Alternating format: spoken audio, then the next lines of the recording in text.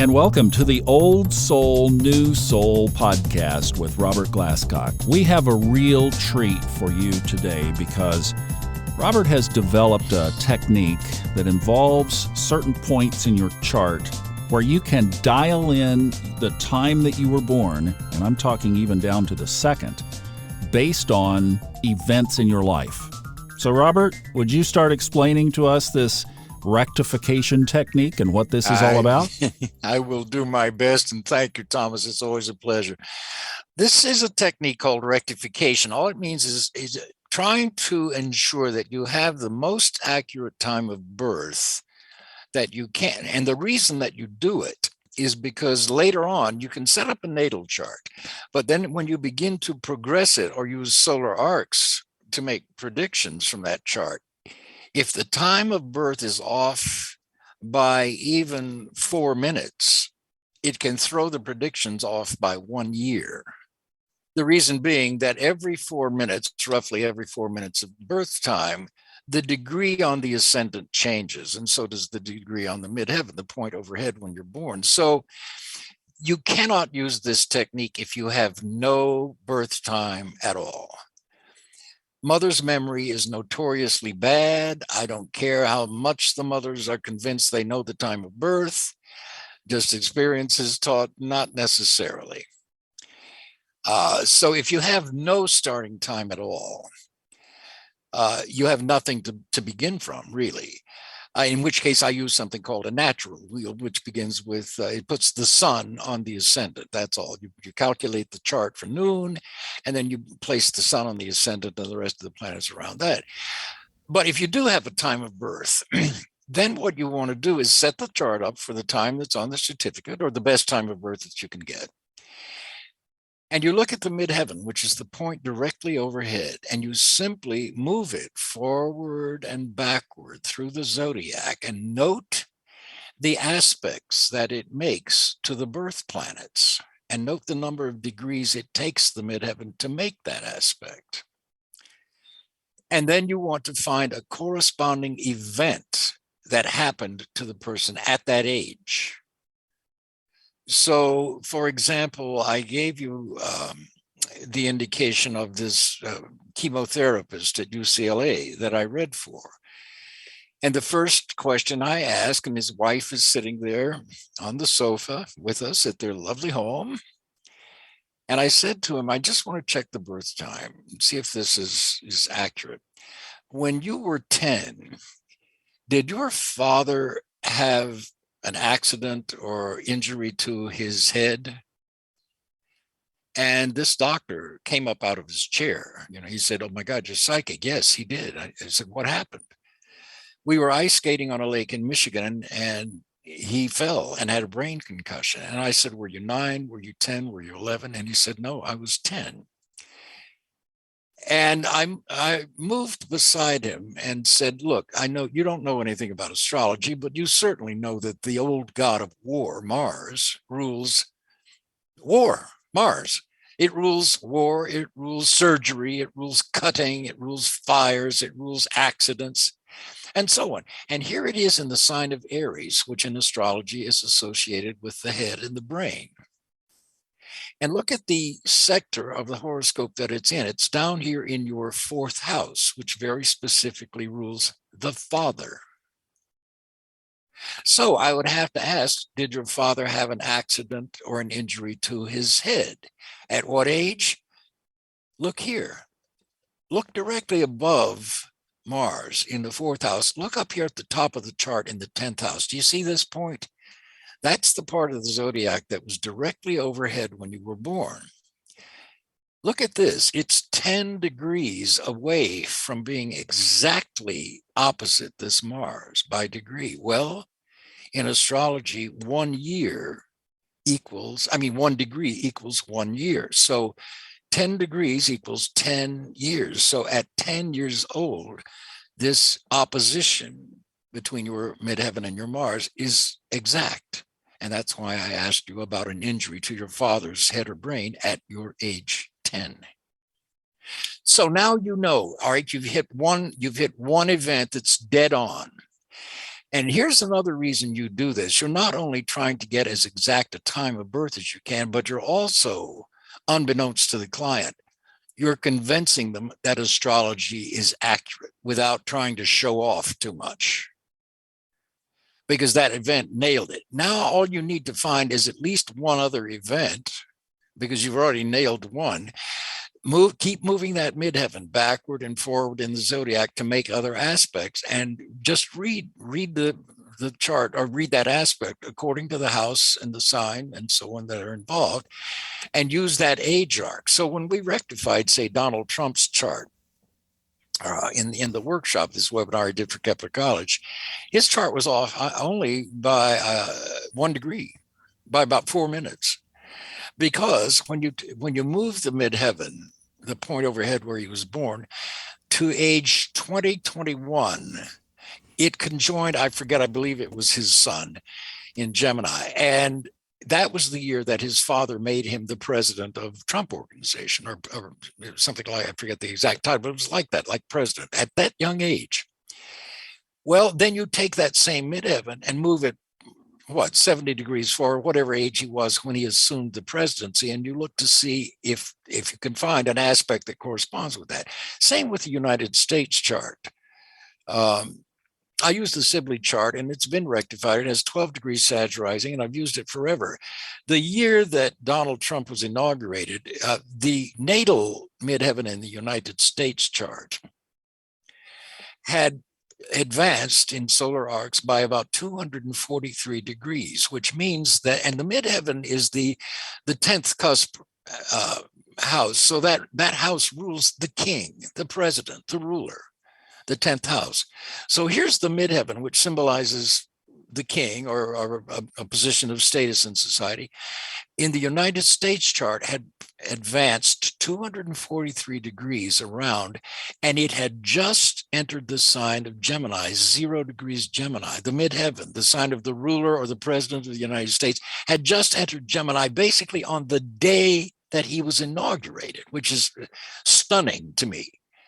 And we inaugurated a Gemini president. So the idea that the United States, this chart I've used forever, and that's how accurate it is, that degree overhead at birth happened to be exactly just ingressing into Gemini on the day that Donald Trump was elected. So it gives you a means to know that the horoscope is accurate. Mark Edmund Jones, in his book on, say, horary astrology, talks about, when you do this technique, you're trying to assess the fine graining of the chart. Some charts are absolutely more clear than other charts, and in fact, the same will be true for the person's life. Their lives will tend to be a lot clearer and maybe less layered or less complicated than other people's lives. But that's the technique. Linda Goodman first showed that to me. And I loved Linda because she was a quadruple Aries. And I have my moon in Aries, so I like Aries women. And she was direct and to the point, and she liked to do it fast. So she made everything. She would say, oh, rectify a chart, piece of cake. All you do is just move the midheaven back and forth to make aspects, and read the aspects and make sure they're right. And if you need to change the midheaven by a degree or two, change it, and then try the new midheaven and just move it back and forth and make new aspects and see if it works. That's all. So she made it sound like any kid in kindergarten could do this. Well, you can with practice.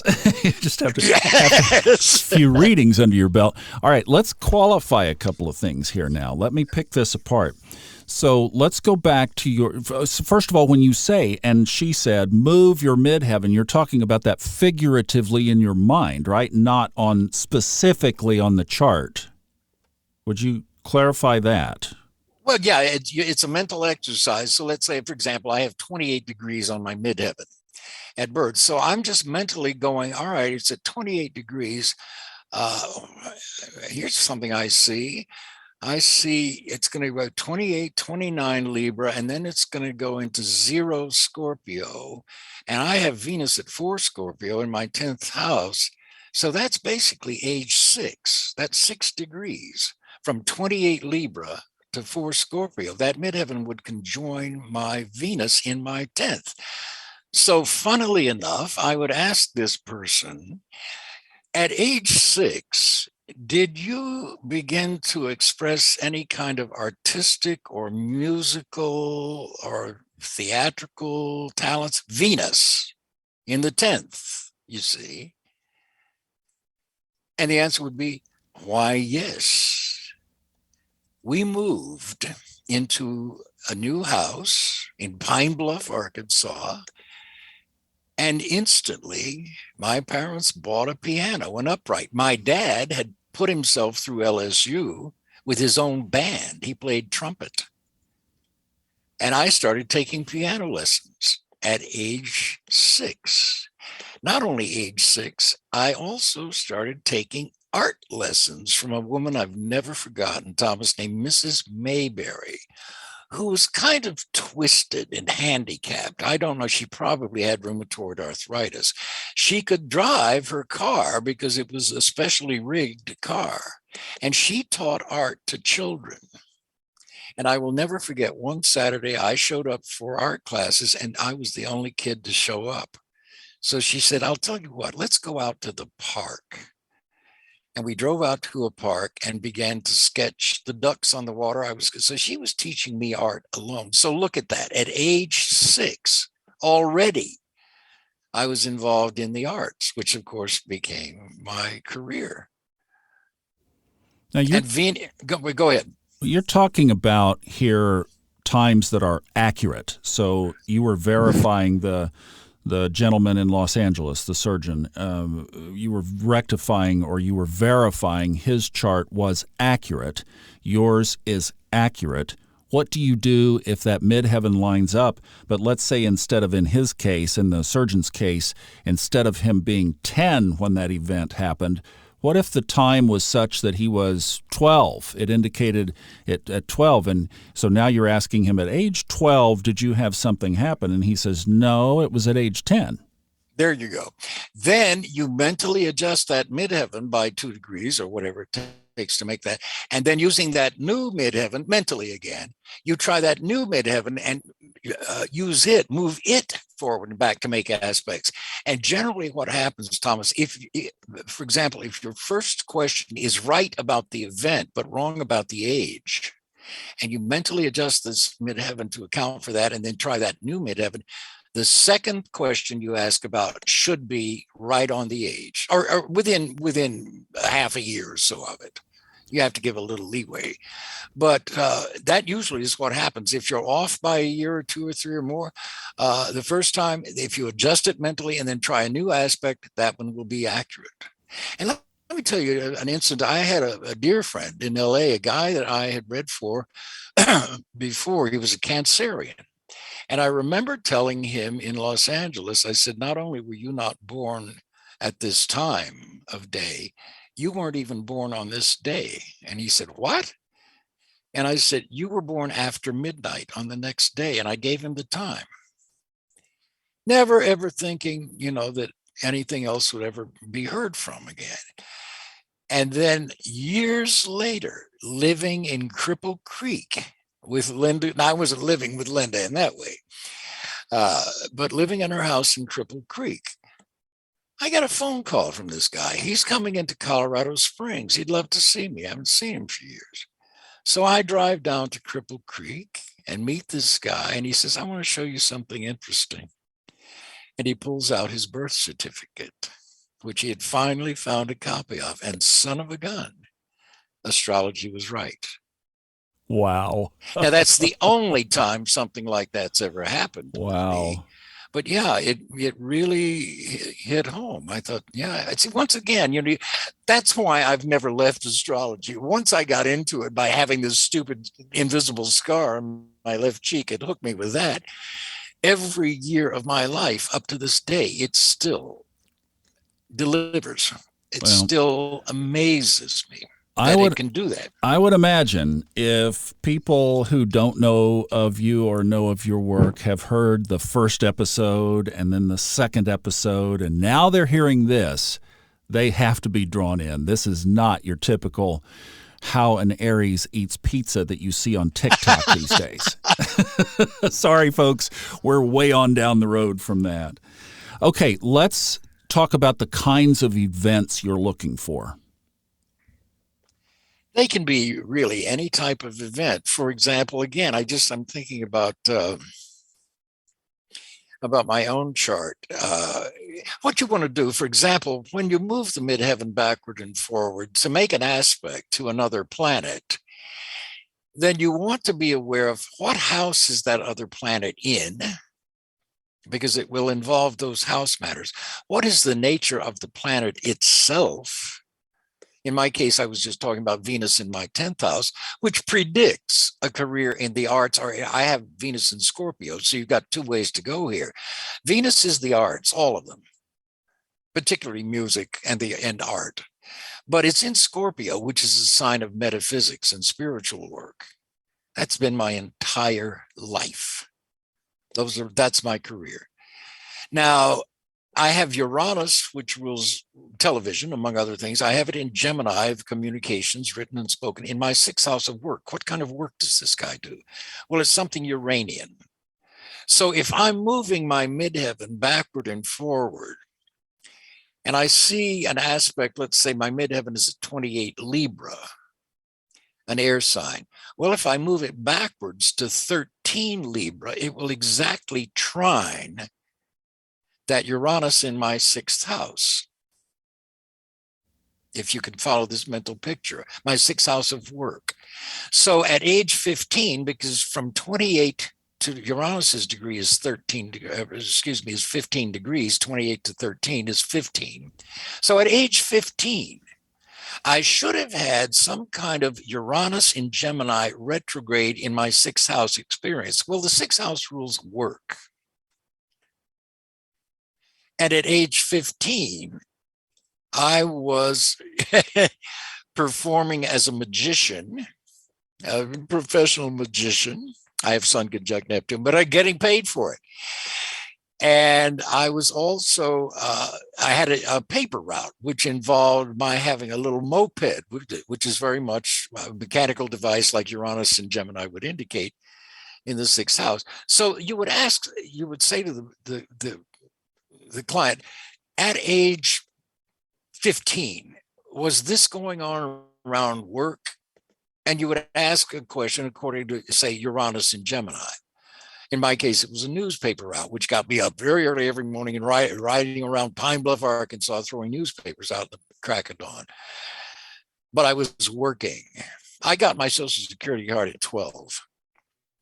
So anyway, that's how you do it. So it depends on the planet that midheaven is aspecting, and also what houses that planet rules in the chart. In my case, for example, Uranus rules my 2nd house of money, of income. I started making a living. I got my Social Security card at 13, 12 actually, and I had 2 jobs. So I've had a Social Security card since then, and I love to work. And Uranus also rules astrology. And guess what? Thought you would never say it. Yeah, it does. So there you go. All right, let me ask you this. I'm going to give you a personal example and tell me if I'm on the right track here. Very formative event in my life happened at age 9. I went over the handlebars of a bicycle that I had just been given for Christmas. Had a front brake on it, so I clamped down on that brake too tightly. The front wheel locked. Over I go into a curb, knocked a tooth out, knocked me out for probably 10 or 15 minutes. And that event, I think, certainly hit me neurologically hard, but also physiologically. And then it came back on me when I was in my 30s when some of that damage had to be repaired.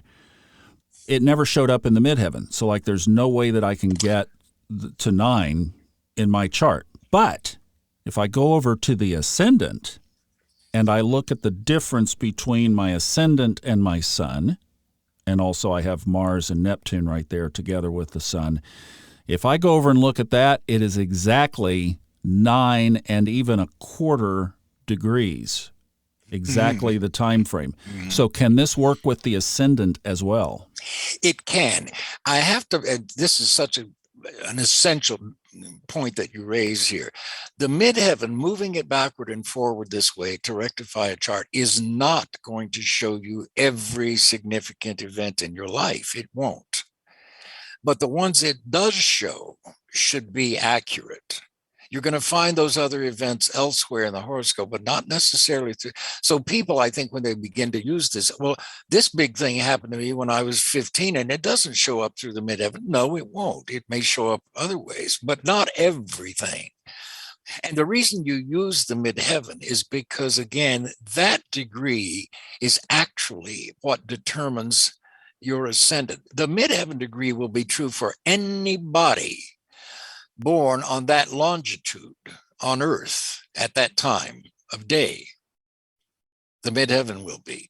But the ascendant for that location will vary according to the latitude where they're born. So, in fact, in calculations, nobody hand calculates a chart anymore, including me. I couldn't do it if my life depended on it. I've used computers so long. But in fact, it is the first thing that you determine through the ephemeris and the tables of houses and time corrections, all those things we used to use, is the midheaven point.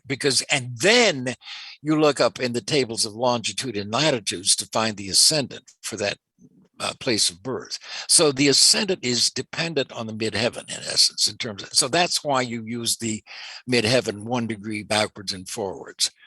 But you're absolutely right. Other things will show up through that ascendant, or even through transits to a particular planet or solar arcs to a planet. So not every event like your accident will show up. But Thomas, it's interesting because when I was 26 years old, I was involved in a car accident, which I should have died, actually, and would have died if I'd had on seatbelts, but they didn't make them in those days. It was 1972. And I was a passenger in a car that got hit on my side and started rolling over into 2 oncoming lanes of traffic, doing 45 miles an hour. And I remember it very clearly as, here's where I died. There wasn't a split seconds of fear, nothing. Just the car started rolling over. It was dusk into these headlights. And suddenly I was 30 feet up over the car, watching all of this, watching the car roll over and right itself, watching 3 men come out from a filling station across Topanga Canyon Boulevard, stop traffic, help us out of the car. I saw them open the car door for God, what was his name? I can't think of it. Big, tall string bean guy. And then I heard him say, Bob, are you okay? And I opened my eyes, and I'd been thrown into the back of his Volkswagen station wagon. And as they pushed this car back across Topanga Canyon into this filling station, I looked at the car, and the roof over where I'd been sitting had crushed into the passenger seat. So I would have been killed if I had. And Mark, that was his name, because we're standing there, and I looked up at Mark, and I said, Mark, I can't believe this. I was watching all of this from up over the car. And his jaw dropped, literally, Thomas. He looked down at me and said, so was I. Well, I realized in retrospect that even though I was not injured, I am convinced that it twisted my spine just fractionally enough, just the shock of it, that opened up some channels that I don't think were open before then, because during the next 12 months, I had 4 more out-of-body experiences, each one completely different, each one incredible. Never had them since. But it taught me about death. And I think your accident to the head probably opened up some neurological channels in you that might not have otherwise been open, perhaps. That is amazing. Very interesting. So yours was a head injury as well. It was no injury. That was the remarkable thing. Mark, about several days later, said, I want you to come with me to my attorney. Well, he had an attorney in Century City. And so Mark and I go out there, and the guy's view overlooked the Pacific, from Century City, incredible view, one of these high rises. And basically he said, well, now, are you injured? And I said, no, I'm not. He said, well, you don't know. The lawyer, you don't know. You may have whiplash and not even be aware of it. Well, I don't feel anything. He said, well, let me hand you a card, Bob. I would suggest you go to this physician and get an examination. And then he says, Thomas, basically, Bob, if you don't hurt, I can't help you. There's a case in here somewhere. I'm going to find it. And so as a result of this non-injurious accident, I got $2,000. Wow. Wow. and was happy to have it. Well, back then, that was, yeah. Wow, that's something else. Did that show up in your chart? Oh, you bet. How? Oh, God, you bet. Oh, my God. My birth chart, I mentioned to you Uranus in Gemini retrograde in my sixth house of health. Gemini is the neurological system, the synapses, the connections, all of that. It's also cars, third house, third sign, Gemini, cars, transportation in the sixth house, Uranus of accidents. Now, Uranus is at 13 degrees. 13 degrees is when I started my paper route and got my moped and got my Social Security card, age 13. Multiply that planet's natal degree by 2 and you get age 26, which is this accident. Wow. That I had.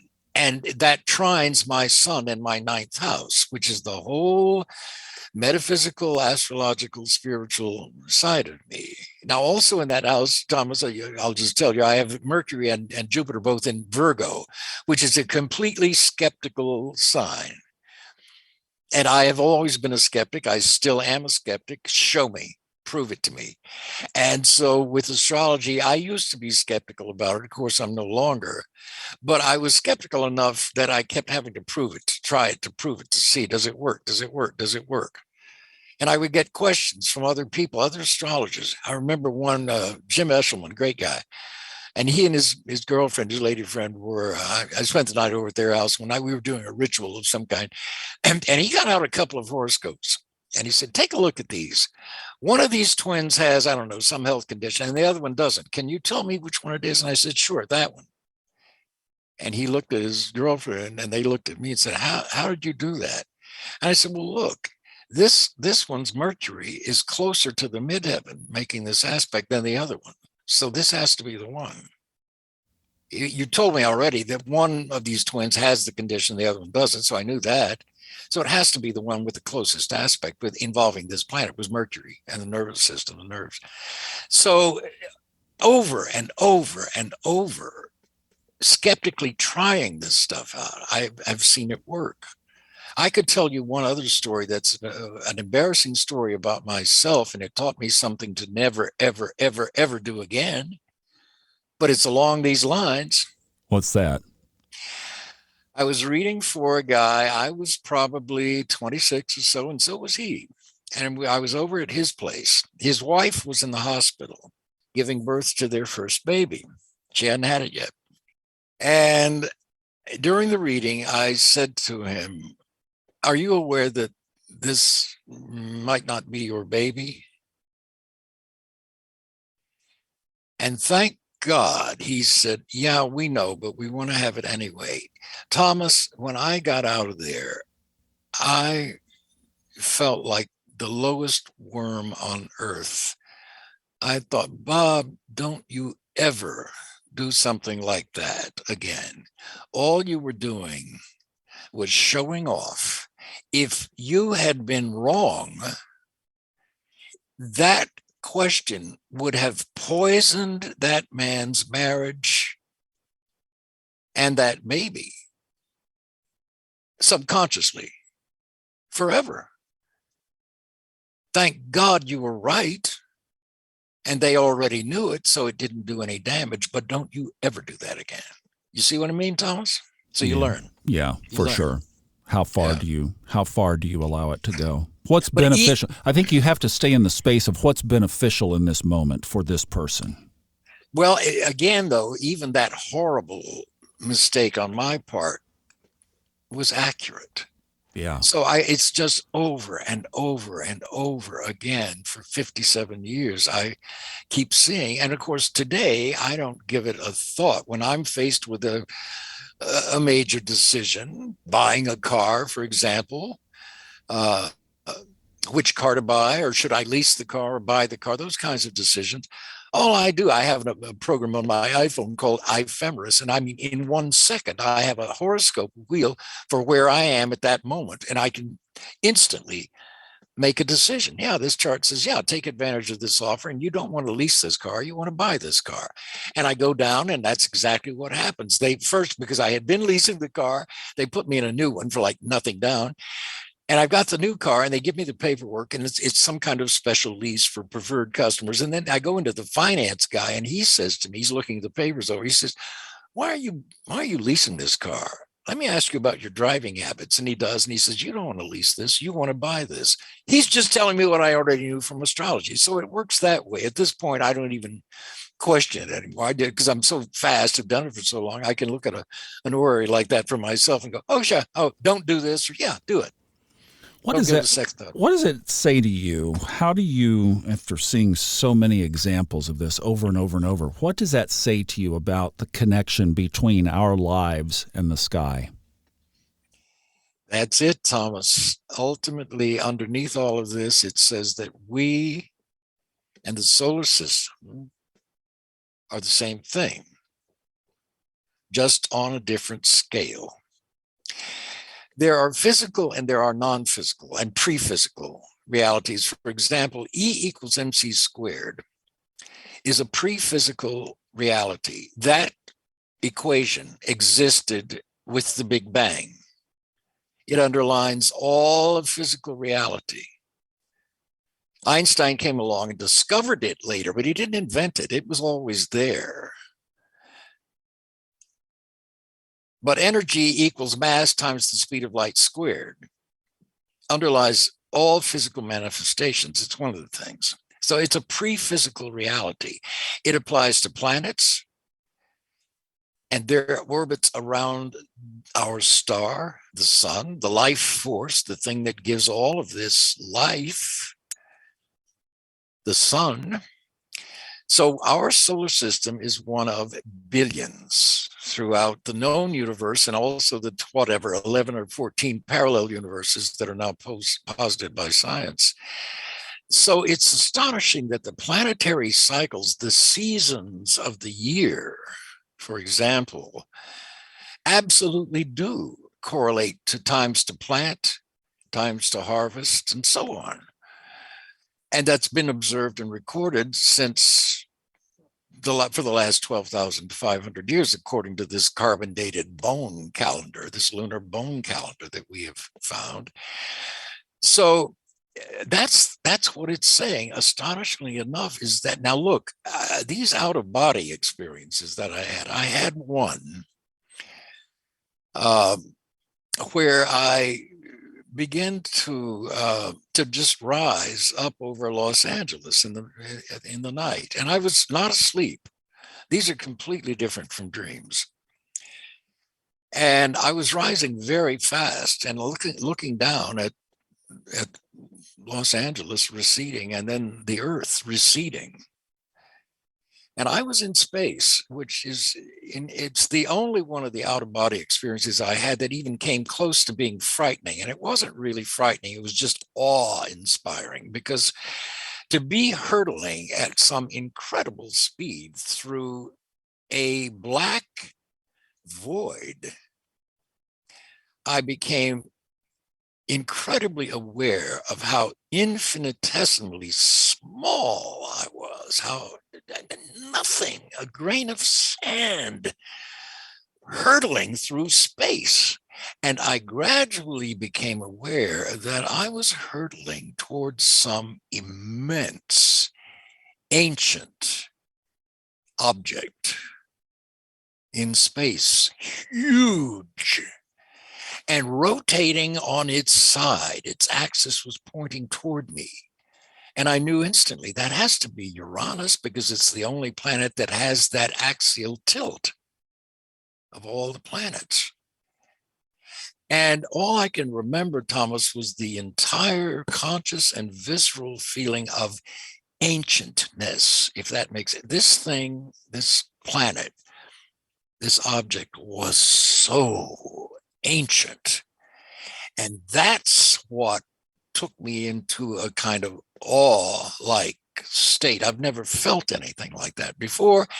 And instantly I was back in my body in bed. Wow. Goodness. The first one of these I had, Thomas, after that accident, I had not been injured, but I was lying in bed and I was just relaxing from my feet up, you know how you do, relax the ankles and the knees, all the way up the body. And my arms were on top of the blankets. And I felt my ears start to shut off like you're going into the mountains, and it kind of unnerved me, but I heard myself say, just go with this. And then I became aware I was barely breathing, and that unnerved me, but I kept hearing myself say, go with this, go, relax, just go. And then I felt myself sit up in bed, and I leaned forward to try and turn on a table lamp that was on a table at the foot of the bed, but I couldn't do it. But I could still feel my arms on top of the blankets, even though I'm trying to turn on this lamp. And then I got out of bed. I could feel the carpet on my bare feet. I walked over to the bedroom door that led down the hallway. And in the doorway, I turned around and looked at myself in bed, my body. And I thought, oh my God, I'm out of my body. And I went into the kitchen and I'm trying to turn the wall switch on to turn on the lights, and I couldn't do that. And I instantly popped back into my body in bed. And the first thing that went through my head was, is that what death is? And I heard, that's all it is. It's just not physical. Well, when I coupled that with the experience during the actual car accident, where I was instantly 30 feet up over the car, I thought, so that is what death is. It's just not physical. And then years later, to read in one of the Seth books, Jane Roberts Seth books, where Seth says, you are as dead now as you will ever be. Think about it. You are as dead right now as you are ever going to be. And it's true. There's not one cell in our bodies today that was there 7 years ago. Not one cell, not one tissue, not one organ. But we're completely unaware of it. Cells and organs and tissues are dying within us every second and being replaced by new ones every second. So every 7 years, there's not one cell in your body that was there 7 years ago. So you're constantly dying and being reborn. You're just not aware of it. And that's reflected in these planetary cycles, the new moon, birth, the full moon, realization, the third quarter moon, culmination, and the old moon, the waning moon, death. But immediately is preceded by a new moon. Again, it never ends. Yeah, the cycle continues. This style of astrology that you've put together, do you see it in other places? Well, I don't know, Thomas, because I don't go to other astrologers. Well, that's a good way to go at it. I haven't. I don't know. I'm kind of the same way. There might be people out there say, oh, yes, I practice this all the time. But it seems to me almost to be a form of a lost art, and that's why I'm so glad that you're willing to pass this on and let the torch fall in other hands so that people can learn this from you. Well, I think, Thomas, that everybody has their own approach to all this. You know, and years ago in Los Angeles, they were seriously considering passing a law to license fortune tellers, and they were going to lump us. And there was all this big brouhaha about it. I didn't care either way, because I don't really care if someone is drawn to this. They will get as much out of it as they themselves wish to. And they may never be anything more than a kind of lighthearted sun sign astrologer. And that's fine, because I believe the minute somebody becomes interested in this type of thing and they start reading about it or studying it a little bit or trying it even better, like me, they're going to say, wait a minute, there really is something to this. Even though everybody has told us there isn't, there really is. And they will go on with their life. If they do readings, they will draw the kinds of clients to them that they're right for. It may be amateur hour, it may be BS fortune telling, I don't care. If they come to me, they're going to get something a little different. And I think it's probably true for everybody. And there's room for everybody here. But to me, it has always been a tool for self-understanding and mainly self-fulfillment. You know, when I saw a transit coming up in my own chart, a once in a lifetime Pluto transit, you'll know what that means, going over my Venus in my 10th house, my career. I thought, what do I want to do with this? Well, I had been publishing 250,000 words a year for American Astrology magazine at that point. And I thought, gee, I'd like to write for television under this transit. Well, one of my clients was a William Morris agent. And I asked her, if I ever get a gig, would you represent me? And she said, well, I only handle actors, but I could sure put you with somebody who could. And then another client of mine, an actress, said, here's how you're getting in. I said, what do you mean? Well, my fiance has got a show at Universal for NBC. He needs a rewrite on the pilot. I'm going to introduce you to him. He's going to hire you to do the rewrite. He's going to love it. And you're going to be on the series. And that's exactly what happened. Wow.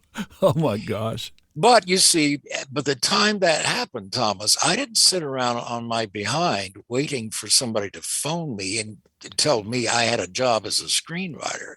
I had taken courses, and one of my long-term clients and friends was a woman named Joan Tewksbury, who had written the movie Nashville. And I wrote a script on spec once and took it out to her, and God love her.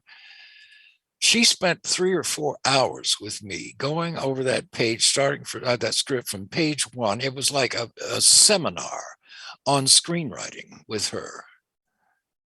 But I was ready when the opportunity came, you see. So, and that was exactly what happened. I wound up writing for television for 15 years. At the same time, I'm still doing astrology.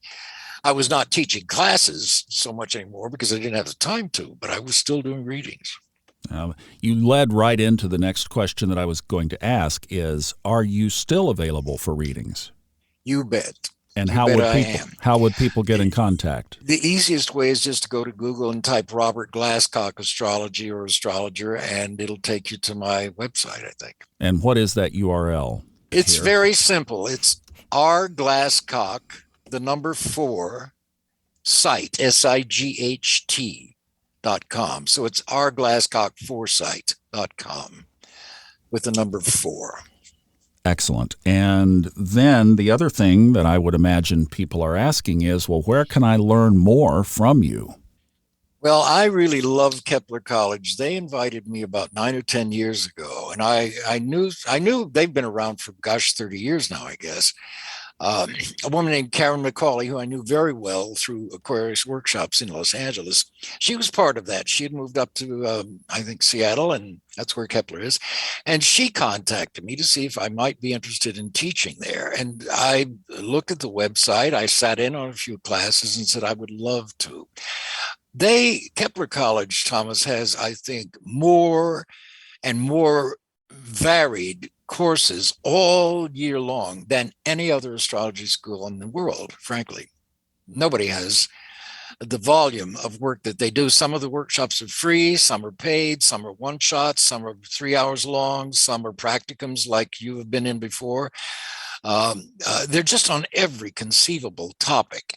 And for new astrologers who want to maybe begin to share what they know or share some of their insights, Kepler is a great venue for a new astrologer to make a presentation in PowerPoint and begin to spread their wings in that direction too. So I'm very grateful that they invited me to teach, and I've been teaching with them for the last, whatever it is, 11, 12 years now. So what I know of that's available, a couple of workshops on Kepler. And again, the easiest way to find these is really to just Google Robert Glasscock Kepler Workshop, and you'll get right to these. Okay. One is the Solar Arc class you did back in late 2017. That's still available for sale. And then the one you also did recently on Return to the Flesh, which is how reincarnation or how our past lives show up in the chart. That workshop, both of them 3 hours, are both available. Yeah. And then you do the ongoing practicums, which are these 5-week exercises of group exercises. Those recordings are not available because basically they're, in essence, private sessions. Right. Especially one of them, the orrery workshops, and they call them practicums for a reason. That's where we get to practice. So I like to let the students or make the students do a lot of work. And then I try and take them beyond what they already know and but it's students reading charts. It's a great place to practice. It's a private environment. Nobody cares if you make a mistake or if you're wrong. It's not about that. It's just about getting confident and comfortable reading a horoscope, any kind of horoscope. So those are the practicums. All right, excellent. And then we have plans for some things around here too. But of course, the podcasts are going to be ongoing, and this kind of learning and knowledge is going to be available here for you to access on the podcast as well. Wow. You kind of blew us away here, my friend. Well, thank you. If that's true, I've thoroughly enjoyed it. It's just a real pleasure to do this because you're knowledgeable and you're a very good astrologer, as you know, but I will tell your listeners if they don't know. I've been very impressed with what you do in these practicums, and you're the kind of person I seem to draw, Thomas. I get people who are serious about it and smart, and they put the work in. They know what they're doing. And I'm very lucky to have these kinds of students like you. Well, it's a great community, and thank you so much for listening. We'll be back again with another episode of Old Soul, New Soul with Robert Glasscock.